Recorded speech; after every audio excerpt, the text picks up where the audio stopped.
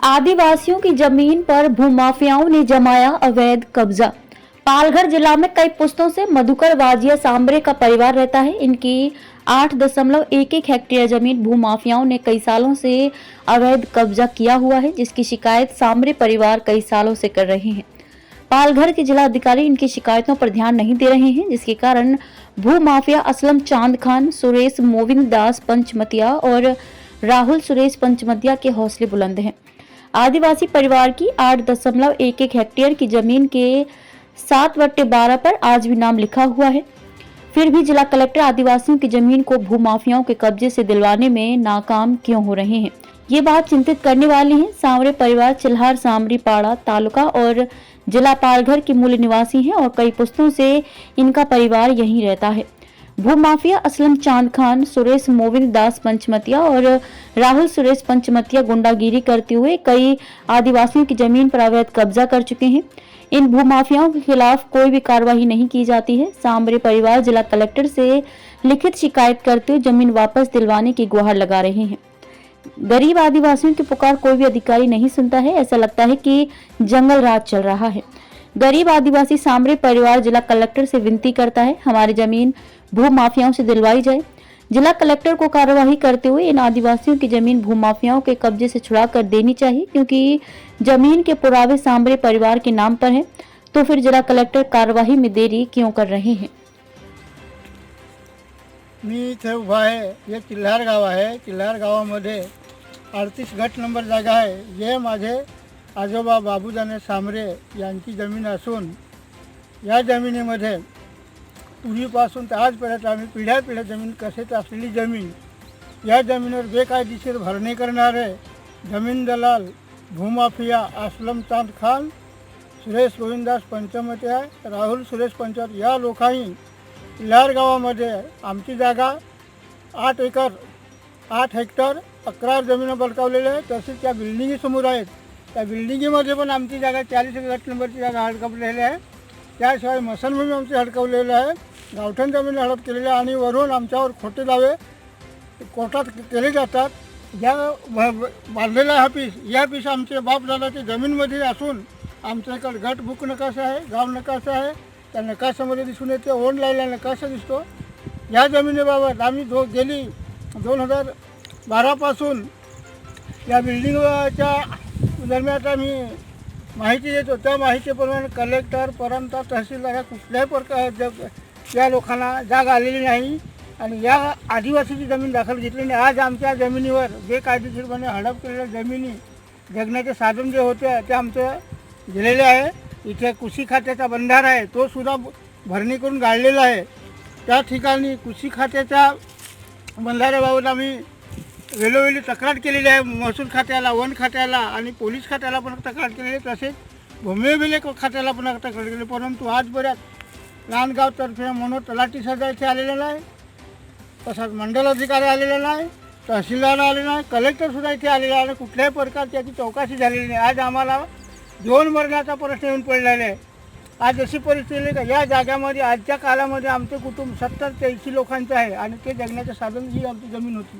जमीन बेकायदेशीर हडप करून असलम चांद खान, सुरेश गोविंदास पंचमत या लोकांनी बिल्डिंगमध्ये जमिनी घेतल्या. त्या आमच्या आदिवासीच्या घेतल्या. तिकडे भरणी केली. त्या आमची माझी स्वतःच्या आजोबा पंजोबा, माझी वडील काका यांची होती. आज माझी जमीन नावावर आहे.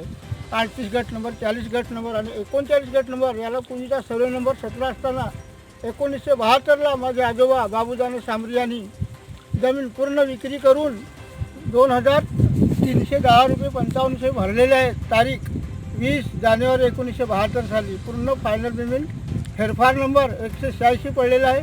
तसे कुठल्या प्रकारचे चौकशी होत नाही. मी तहसीलदारांना याच्याबद्दल माहिती दिली आहे, अर्ज केलेला आहे, कलेक्टर साहेबांना अर्ज केलेला आहे, परंतु आजपर्यंत कुठल्याही प्रकारची आमच्या दाखल घेतलेली नाही. याची दाखल नाही घेतली तर आम्ही भूमिसेनेच्या आदिवासी एकता परिषदेच्या कार्यालयातून आम्ही याच्यावर मोर्चा काढला जाईल आणि घेराव काढायला आमचा सांबरे कुटुंब लहान मुलापासून जाऊ मोठ्यापर्यंत आणि गाई म्हशी घेऊन आम्ही कलेक्टर साहेबांच्या उपासना बसण्याची तयारी केलेली आहे. एवढे बोलून या माहिती दिलेली आहे. ही माहिती कलेक्टर साहेबांनी, तहसीलदार साहेबांनी, परंत साहेबांनी, महसूल खात्याने आणि वन खात्याने, पोलीस खात्याने जबाबदारी घेऊन याची चौकशी करून असलम चांद खान, सुरेश गोविंदास पंचमतो यांच्यावर आदिवासी अन्याय अत्याचार प्रतिबंधक कायदा 1989 त्याचे गुन्हे दाखल झाले पाहिजेत आणि आमची जमीन खुली करून इथे सीसी कॅमेरे लावले जातात. ती जमीन आमची आहे.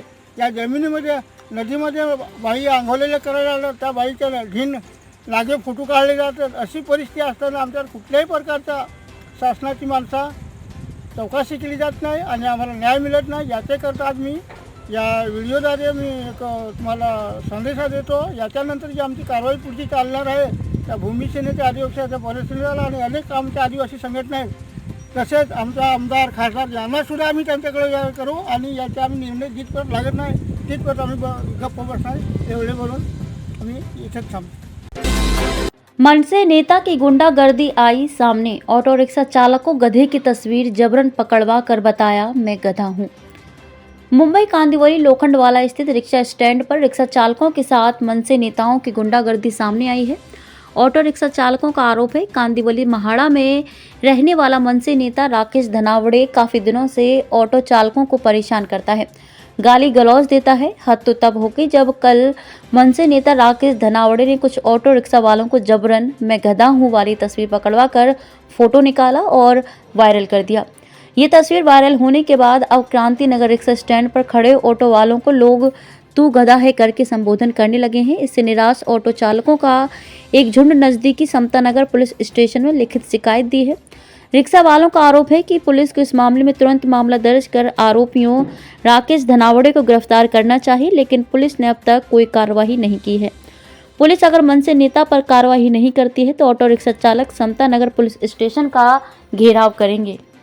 वो कल हमारे रिक्शा वाले लोग को शंकर धनावड़े उनका नाम है, पता नहीं मनसे का है शिवसेना का हमको पता नहीं, लेकिन रिक्शा वालों को हमारे भाइयों को उन्होंने हाथ में पैम्पलेट देके बोला कि हम लोग गधे करके ऐसा करके फोटो निकाला है। अभी पब्लिक भी हमको सब गधा ही बोल के जा रहे हैं। अभी हमारे भाइयों लोगों को क्या बोलेंगे, आप लोग गधे। आज हम लोग वहाँ पे खड़े थे दामोनगर में, एक लेडीज आके कान में बोल के गई एक रिक्शा वाले को कि तुम लोग गधे। अभी क्या नाम गिर गया हम लोग का, हम लोग पुलिस स्टेशन में, अभी तो हम लोग सब पुलिस स्टेशन। पुलिस क्या बोल रही है? पुलिस बोल रही है पता नहीं कब कार्रवाई करेंगे, जब करेंगे तब करेंगे, लेकिन नाम तो खराब ही हुआ ना।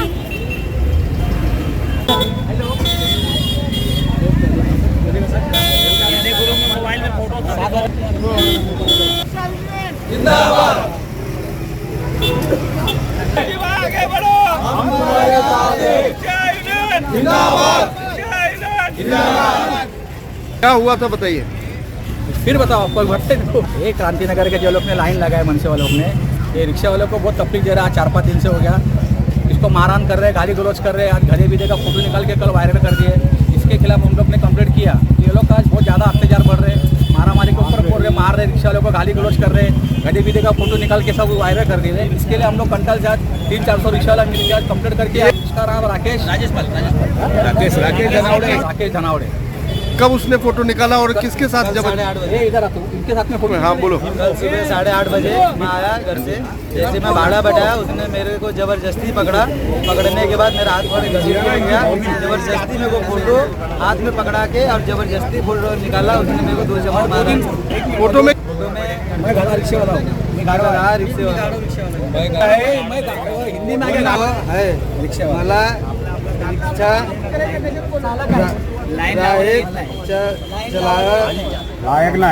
लायक नहीं। सर मैं बोल रहा हूँ कि 2 दिन पहले मुझे मारे, मैंने इनसी करके आया, इनसी पावती भी है मेरे पास। क्या कल मैंने उनको बोला कि मारने का अधिकार तुमको किसने दिया? कौन मारा? मारने वाला कौन है? हाँ राकेश धनोड़े। कौन है? क्या पद पे है वो? मनसे सचिव है। कोई भट्टे दो। ये क्रांति नगर के जो लोग ने लाइन लगाए मनसे वालों ने, ये रिक्शा वालों को बहुत तकलीफ दे रहा है। 4-5 दिन से हो गया, इसको मारहान कर रहे हैं, गाली गलौज कर रहे हैं। आज गधे बीधे का फोटो निकाल के कल वायरल कर दिए। इसके खिलाफ हम लोग ने कंप्लेंट किया। ये लोग आज बहुत ज़्यादा अत्याचार बढ़ रहे हैं, मारामारी के ऊपर बोल रहे, मार रहे, रिक्शा वालों को गाली गलौज कर रहे हैं, गधे बीधे का फोटो निकाल के सब वायरल कर दिए। इसके लिए हम लोग कंटल से आज 300-400 रिक्शा वाला मिल के आज कंप्लेंट करके, इसका नाम राकेश धनावड़े। कब उसने फोटो निकाला और किसके साथ कल जब 8:30 बजे। ये इधर आता इनके साथ में फोटो हाँ बोलो। कल सुबह 8:30 बजे मैं आया घर से, जैसे मैं भाड़ा बैठाया उसने मेरे को जबरदस्ती पकड़ा। पकड़ने के बाद मेरा हाथ थोड़े घसीट के ले गया, जबरदस्ती मेरे को फोटो हाथ में पकड़ा के और जबरदस्ती फोटो निकाला। उसने मेरे को 2 जबर मारा। फोटो में फोटो में मैं गाड़ा रिक्शे वाला हूँ, मैं गाड़ा रहा रिक्शे वाला मैं हिंदी में आगे गाड़ा है रिक्शे वाला मला रिक्शा चलाया लायक ना है लायक नहीं। सर। मैं ये बोल रहा हूँ कि 2 दिन पहले मुझे मारे, मैंने इनसी करके आया, इनसी पावती भी है मेरे पास। क्या कल मैंने उनको बोला कि मारने का अधिकार तुमको किसने दिया? कौन मारा? मारने वाला कौन है? हाँ, राकेश धनोड़े। कौन है? क्या पद पे है वो? मनसे सचिव है। ओके। 2 महीने के बच्चे की चोरी के मामले में 3 लोगों को बोरीवली जीआरपी ने किया गिरफ्तार। बोरीवली रेलवे स्टेशन से 2 महीने के बच्चे को चुराने के आरोप में बोरीवली जीआरपी ने 3 आरोपियों को गिरफ्तार किया है। महज 4 दिन में पुलिस ने इस बच्चे को सकुशल छुड़ा लिया है। 17 दिसंबर की आधी रात को बोरीवली रेलवे स्टेशन से एक दंपति का 2 महीने का बच्चा चोरी हो गया था। शिकायत दर्ज होते ही बोरीवली जीआरपी पुलिस तुरंत जांच शुरू कर दी। सूत्रों की जानकारी पर पता चला कि संदिग्ध व्यक्ति बच्चे को लेकर पहले जोगेश्वरी और फिर गोवंडी इलाके में गया, लेकिन उसके बाद पुलिस को उसका कोई पता नहीं चल सका। अधिक जांच के बाद आरोपी के पुणे में होने का पता चला और उसे पुणे रेलवे स्टेशन से गिरफ्तार कर लिया गया। आरोपी आलम अब्बास कासिम शेख उर्फ राजा उम्र 22 वर्ष गिरफ्तार करने के बाद उसने इस अपराध में अन्य आरोपियों की पहचान बताई। आरोपी ने बताया कि बदलापुर में रहने वाले एक दंपति को 11 साल से बच्चा नहीं हो रहा था। आरोपी ने दंपति से 1.5 लाख में बच्चा देने का वादा किया था। आरोपी आलम अब्बास कासिम शेख उर्फ राजा उम्र 22 वर्ष ने रैकी करना शुरू कर दिया। जैसे उसे यकीन हो गया कि वह बोरीवली रेलवे स्टेशन पर एक महिला से बच्चा चुरा सकता है, आरोपी ने 2 दिनों तक रैकी की और 17 दिसंबर की आधी रात को जब महिला सो रही थी तब बच्चे को लेकर भाग निकला। 4 दिनों की कड़ी मेहनत के बाद आरोपी को पुणे से गिरफ्तार कर लिया गया। साथ ही बच्चा खरीदार आत्माराम शशिकांत आज गांवकर को भी अंबरनाथ से गिरफ्तार कर लिया गया।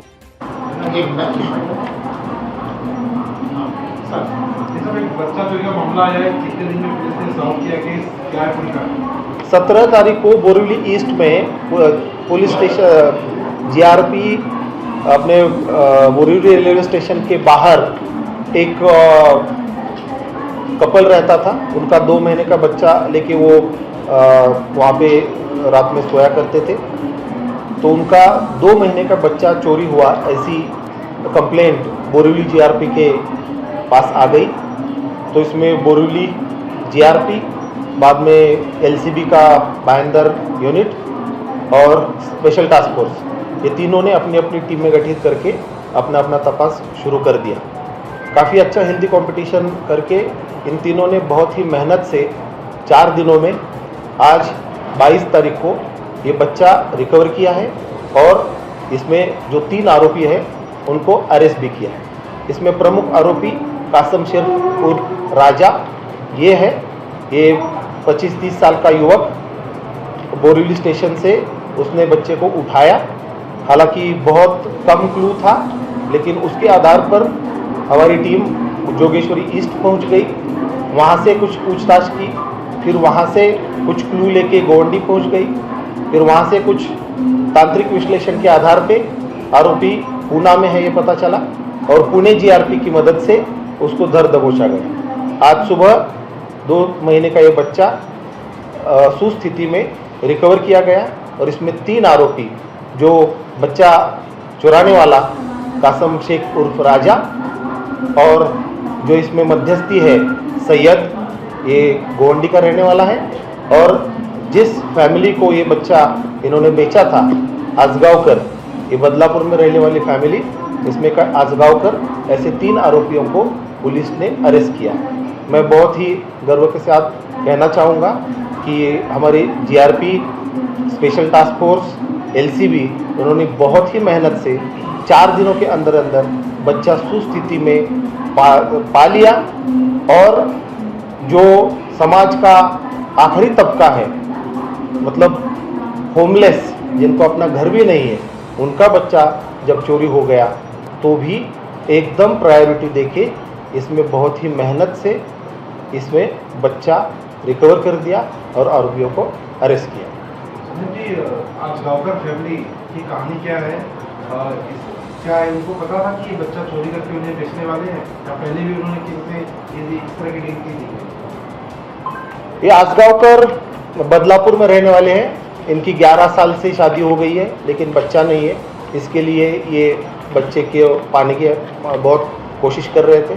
इन्होंने अडॉप्शन की कोशिश की, लेकिन वो भी नहीं कर सके। इन्हें कोई प्रॉमिस कर गया था, लेकिन 7 लाख रुपए उसने मांगे थे। इतने पैसे वो दे नहीं सकते थे। तो फिर इन्होंने ऐसा अपनी फैमिली में सब जगह पे बताया गया था कि उनकी वाइफ प्रेग्नेंट है और अभी कुछ ही दिनों में उसकी डिलीवरी का डेट आने वाला था। तो वो इस अर्जेंसी में थे कि उनको अभी बच्चा चाहिए ही चाहिए था। इसलिए उन्होंने जो उनका परिचित था गोंडी में रहने वाला सैयद, उसको बोला कि कैसे भी करके अपने को बच्चा चाहिए।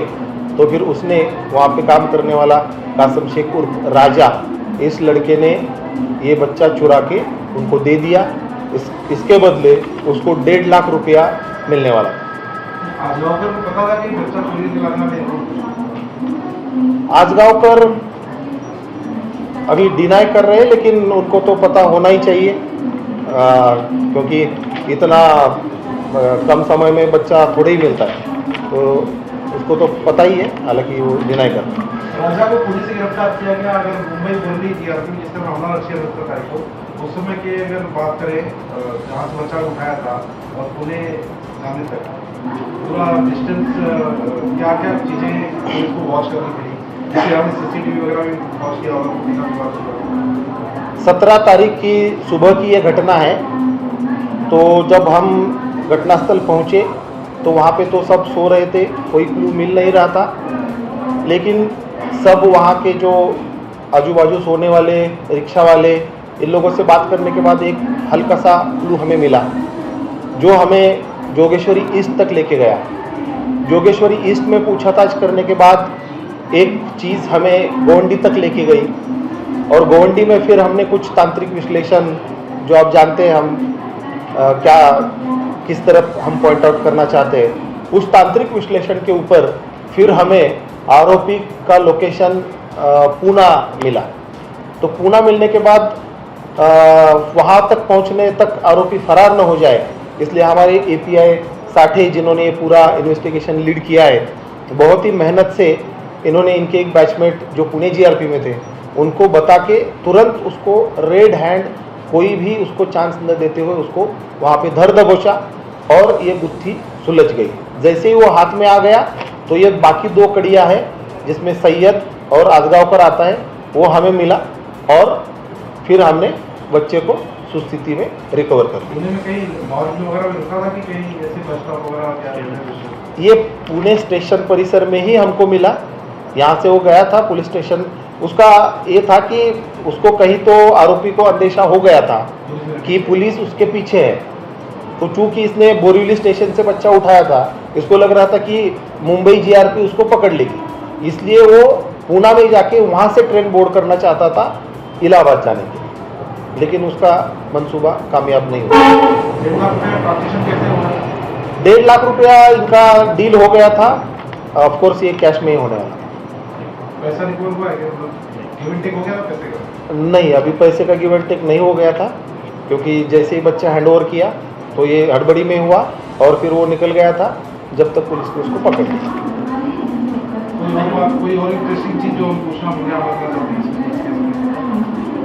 इंटरेस्टिंग मतलब थोड़ी इमोशनल बात ऐसी आहे की या म्हणजे ज्यांना घर देखील नाही अशा अत्यंत गरीब, होमलेस, घर नसणाऱ्या, अत्यंत गरीब, 2 वेळचं जेवणाची भ्रांत असणाऱ्या कुटुंबाचं गेलेलं मूल मुंबई GRPनी अत्यंत कष्टपूर्वक या ठिकाणी तपास करून आमचे STF, API साठे, त्यानंतर LCB भाईंदर युनिट आणि बोरिवली GRP यांनी खूप कष्टपूर्वक हे केलेलं आहे. आमचे पोलीस आयुक्त माननीय रवींद्र शिसवे सर हे नेहमी आम्हाला सांगत असतात की म्हणजे आपली जी इन्स्टिट्यूशन आहे ही व्यक्तिनिरपेक्ष असली पाहिजे. हा जे गुन्हा घडला आहे तो ज्या प्रकारे त्याची गांभीर्य आहे ती व्यक्तिसापेक्ष असली पाहिजे नाही.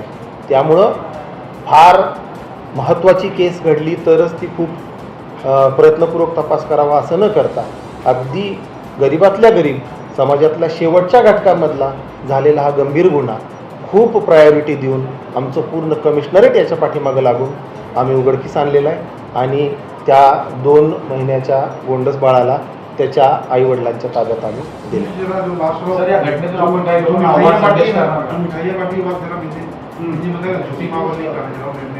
तो आप वो किसी और के नहीं, आप वो किसी और के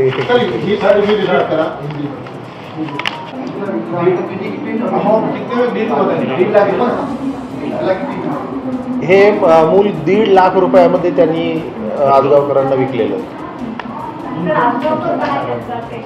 आजगावकर हे स्वतःला सिव्हिल इंजिनियर सांगतो परंतु यानं बिल्डिंग मेंटेनन्सचा एक कोर्स केलेला आहे आणि ह्या एका बिल्डरकडं सुपरवायझर म्हणून काम करतो. तसा सुशिक्षित आहे परंतु 11 वर्षापासून मूल होत नसल्यानं त्यानं हे पाऊल उचललेलं आहे. 3 दिन उनके पास में था. हमारे रेलवे पुलिस आयुक्त माननीय डॉक्टर रविंद्र शिसवे सर का हमेशा हमें मार्गदर्शन रहता है कि हमारी जो इंस्टीट्यूशन है ये व्यक्ति सापेक्ष नहीं होनी चाहिए, व्यक्ति निरपेक्ष होनी चाहिए. तो जो समाज का आखिरी तबका है, जैसे आपने देखा होगा कि ये होमलेस कपल था, ये हस्बैंड वाइफ रेलवे स्टेशन के बाहर फुटपाथ पे सोते थे. इनका ना कोई घर था ना कुछ था और वहीं पे कहीं जाके स्नान करना ये सब करते थे. ऐसे बहुत ही गरीब से गरीब तबके को भी प्रायोरिटी देके हमारे LCB, special task force, Boreli GRP इन सब ने बहुत ही शिद्दत से इसका तपास करके बच्चे को अपनी मां के हवाले कर दिया और इसके जो आरोपी है इसको पकड़ लिया. तो हमें बहुत ही आंतरिक समाधान है कि इसमें समाज के आखिरी तबके का जो एक घटना उनके साथ घटी थी उनका बच्चा हमने उनके हाथ में अच्छे से सेफली सुपुर्द कर दिया.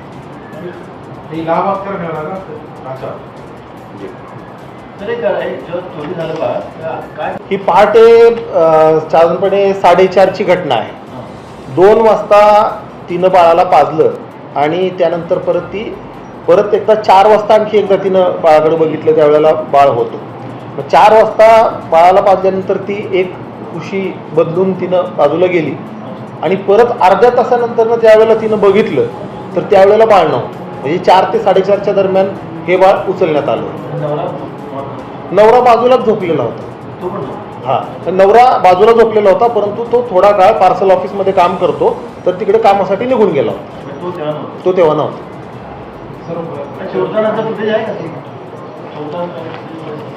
चोरतानाच फुटेज नाही. म्हणजे त्यामुळे तर हा जो गुन्हा फार चांगला का तर नॉर्मली आमच्याकडे फुटेज मिळतं परंतु ते स्टेशनच्या बाहेर होतं, तिथं कव्हरेज नाही आहे त्यामुळे फुटेज नव्हतं. त्यामुळे असं भरपूर बाद में जब हमने आरोपी मतलब पॉइंट आउट किया तब हमने देखा तो मिला और कहीं, तब का नहीं, दूसरी जगह का कोई नहीं.